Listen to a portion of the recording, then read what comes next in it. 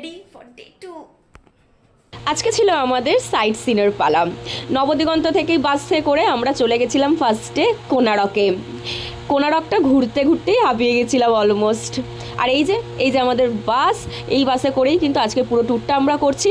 পাশাপাশি এই বাসেই কিন্তু আমাদের আজকের খাবার দাবার কিন্তু ক্যারি করা হচ্ছে। সকালবেলা দিয়ে দিয়েছিল পোহা, এবং পোহাটা জাস্ট ফাটাফাটি খেতে হয়েছিল, সকালের জন্য একদম পারফেক্ট ব্রেকফাস্ট। তারপরে গেছিলাম আমরা ধবলগিরিতে।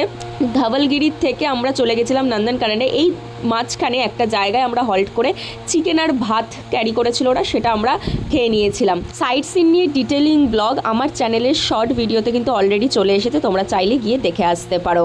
নন্দনকানন থেকে ঘুরে এসে খুব টায়ার্ড হয়ে পড়ি, তো রাত্রিবেলা এসে আমাদেরকে দেওয়া হয় আলু পোস্ত এবং ধোকার ডালনা দিয়ে ভাত। সারাদিনের টায়ার্ডের পর এই সিম্পল খাবারটাই যেন অমৃত লাগছিল। Bye, thank you for watching. Like, subscribe এবং কমেন্ট করতে কিন্তু ভুলো না।